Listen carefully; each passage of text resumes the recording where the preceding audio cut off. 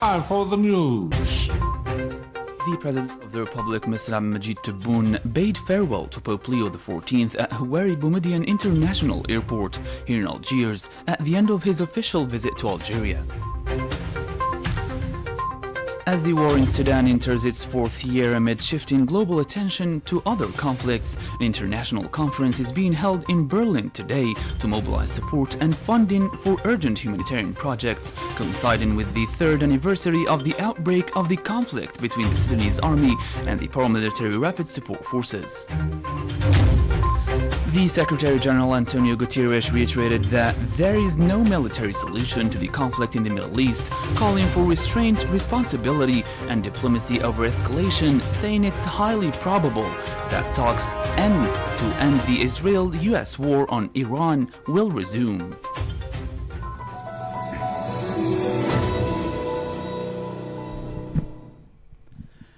Hello and welcome to Radio Algeria International. I'm your host, Mr. Sharfi. The President of the Republic, Mr. Abdelmajid Tebboune, bade farewell to Pope Leo XIV at Houari Boumediene International Airport here in Algiers at the end of his official visit to Algeria. More details with Jamal Silmani.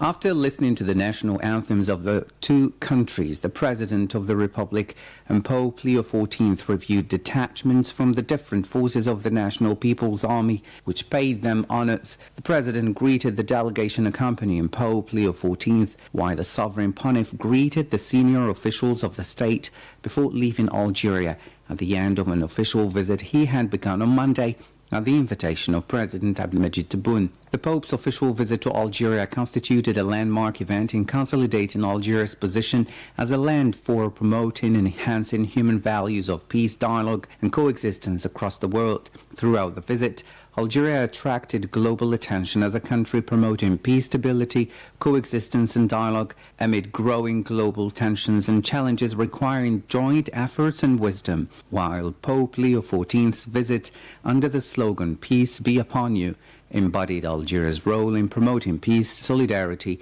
and support for the oppressed worldwide. This visit consolidated the long-standing friendship and mutual respect between Algeria and the Vatican, built over more than 5 decades on a shared commitment to dialogue and support for just causes, while also highlighting Algeria's strategic position as a bridge between the Mediterranean and Africa, and a meeting point for Islamic and Christian cultures and religions. In this context, the President of the Republic affirmed in a speech at the cultural center of the Great Mosque of Algiers on the first day of the visit Algeria's readiness to work with the Vatican to promote dialogue, coexistence, and cooperation instead of division and conflict, describing the Pope as a worthy bearer of universal human and spiritual values, and stressing Algeria's commitment to promoting these values. For his part, the Pope praised the Algerian people for their resilience and deep values of solidarity and coexistence,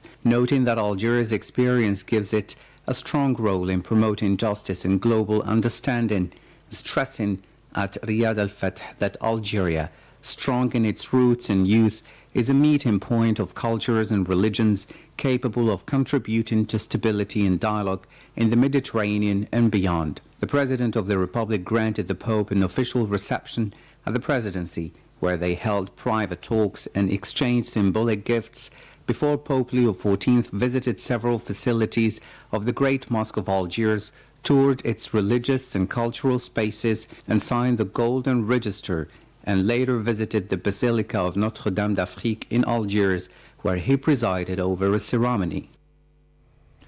Yesterday, on the second day of his official visit to Algeria, Pope Leo XIV traveled to Annaba, where he praised initiatives promoting coexistence and solidarity, while residents described the visit to former Hippo an exceptional event highlighting Algeria's image of tolerance and gathered early to follow it, reflecting enthusiasm for its religious and cultural dimensions. Jamal Silmani again. An official welcome was reserved for the Sovereign Pontiff by Minister of State in charge of Foreign Affairs Ahmed Attaf and the civil and military authorities of Annaba before he visited the reception home for the elderly at the Basilica of St. Augustine, where he received a warm welcome, and appreciation was expressed for the Algerian people's generosity and support.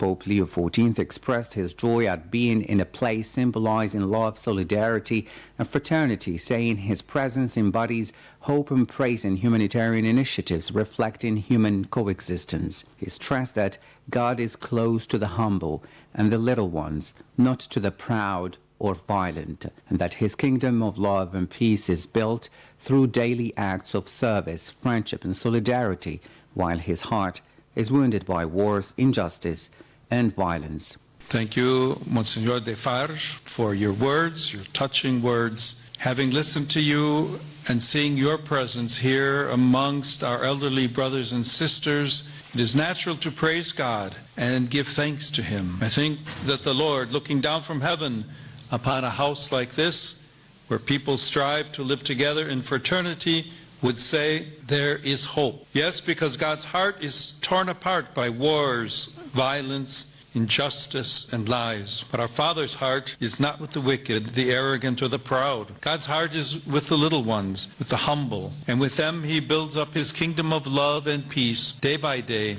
just as you are striving to do here in your daily service, in your friendship and life together. Pope Leo XIV expressed his very special thanks to the Algerian authorities for the welcome and hospitality extended to him during his official visit to Algeria, conveying his and once again called for peace, urging for the pursuit of the paths of justice and communion. The Algerian-Russian Parliamentary Friendship Group has been installed at the Council of the Nation to serve as a space for exchanging views on issues of common interest and a mechanism for coordinating positions at the international level. The Vice President of the Council of the Nation in charge of Foreign Affairs, Rabah Baghali, chaired the installation ceremony, stressing that the group aims to strengthen friendship and cooperation, enhance communication, and serve as a space for dialogue and exchange of legislative experiences and coordination with the international parliamentary bodies, reflecting the depth of bilateral partnership. The representative of the Russian embassy in Algeria, for his part, affirmed his country's willingness to continue strengthening bilateral cooperation, particularly in the parliamentary field, highlighting the key role of parliaments in supporting diplomacy and reinforcing friendship and understanding between Algeria and Russia. A delegation from the two chambers of the Algerian parliament has participated in the meeting of the African Geopolitical Group held on the sidelines of the 152nd Assembly of the Inter-Parliamentary Union IPU in Turkey. The meeting discussed several agenda items, serving as a space to exchange views, strengthen coordination between African parliaments, and unify positions ahead of adopting an emergency clause at the IPU General Assembly, while also featuring consultations on candidacies for the position of Secretary General of the IPU. The Algerian Chamber for Commerce or of Commerce and Industry has discussed in Algiers with a Ukrainian delegation ways to strengthen bilateral cooperation in the agri-food industry, particularly the milk and dairy sector, focusing on opportunities for supplying the national market and developing industrial partnerships. This came during a meeting between the Chamber's President Tayyip Shabab and the Ambassador of Ukraine to Algeria, Mr. Alexander Vernin, which took place on the sidelines of the Ukrainian delegation's participation in the agri-food production fair Jeza Agro that ends today. During the meeting, the Ukrainian delegation presented its dairy production capacities and interest in exporting products and equipment to Algeria, while the Ukrainian ambassador stressed the importance of activating the 2021 agreement on a joint business council to develop economic and trade relations between the two countries.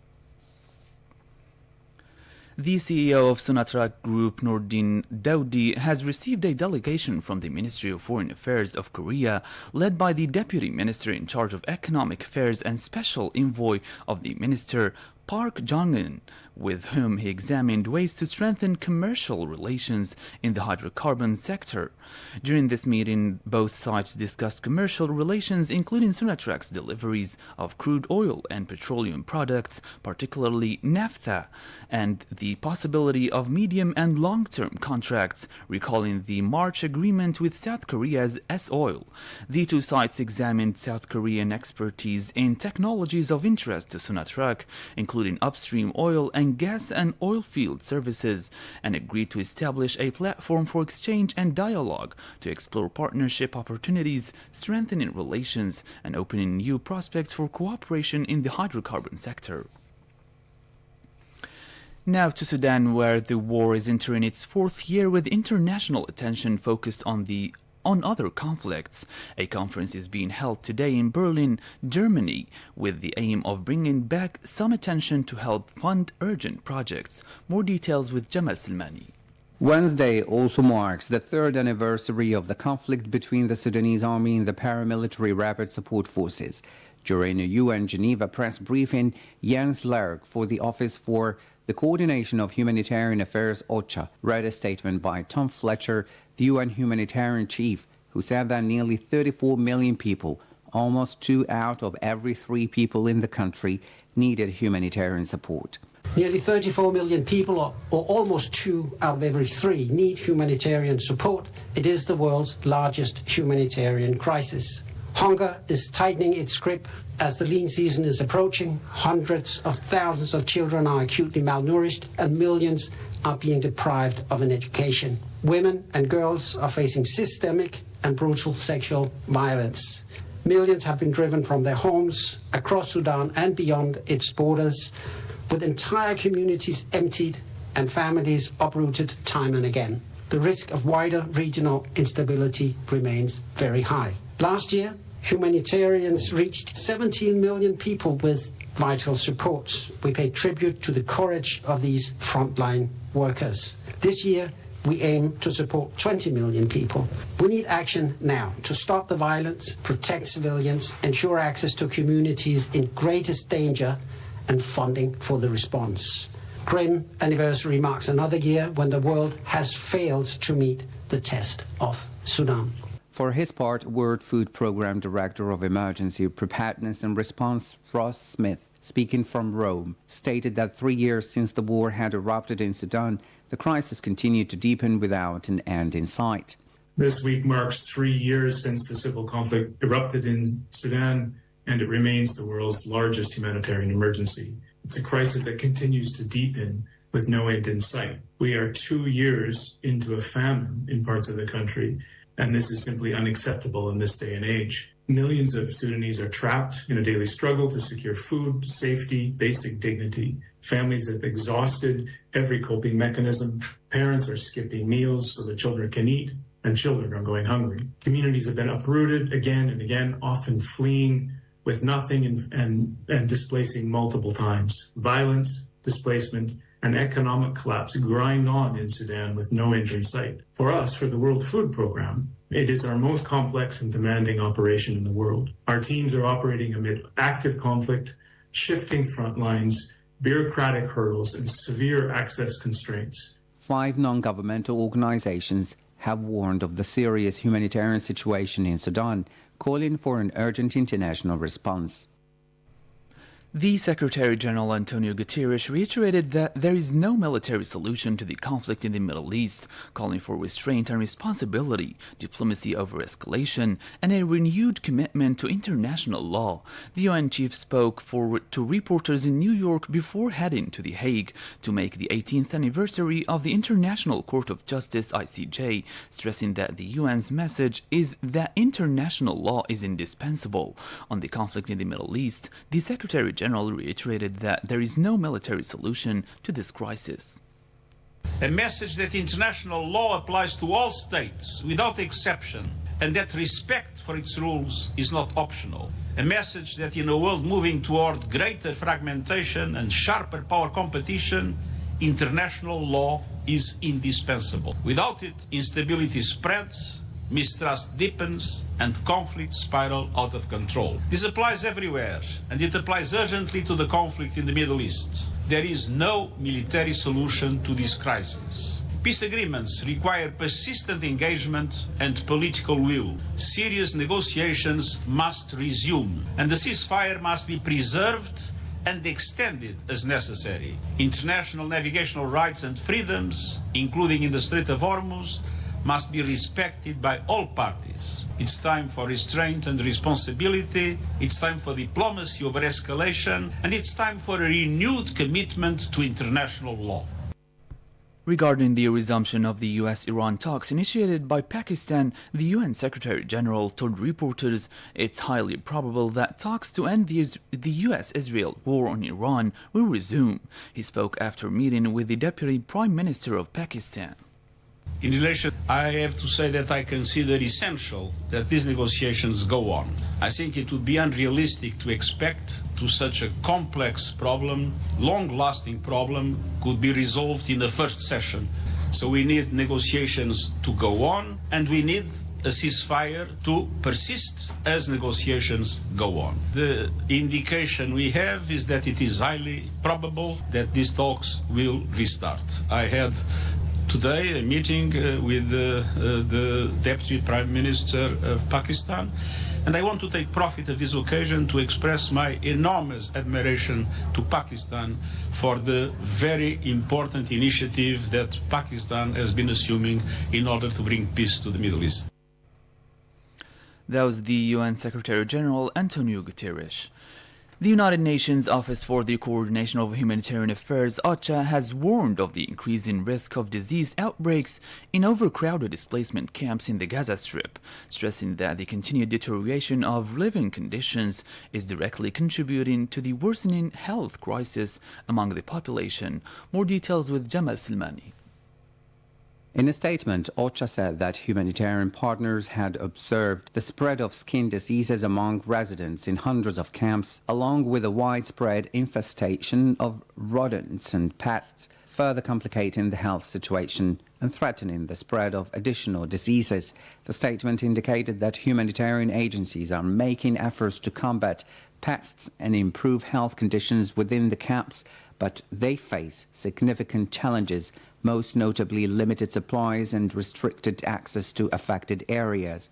In addition to this deteriorating situation, medical sources in Gaza said that the death toll from the Israeli aggression on the Strip has reached 72,336 killed and 172,213 injured since the start of the offensive on October 7, 2023. In the West Bank, the Israeli occupation has intensified its military measures, erecting checkpoints and installing iron gates at the entrances of Palestinian towns and cities. According to the Colonization and Wall Resistance Commission, the number of military checkpoints and iron gates set up by the occupation across the West Bank has reached 898.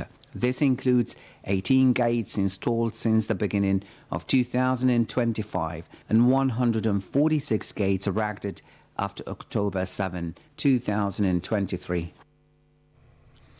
Now to Yemen, where international officials warned the UN Security Council of the dangers of Yemen being drawn into a wider regional escalation. Given the ongoing tensions in the Middle East, they stressed the need for de-escalation, support for the political process, and urgent funding to address the deteriorating humanitarian situation. These warnings came during a Security Council session dedicated to discussing developments in Yemen. Special Envoy of the Secretary-General for Yemen, Hans Grunberg, said Yemenis need a solution for Yemen. Their future should not be held hostage to regional turmoil.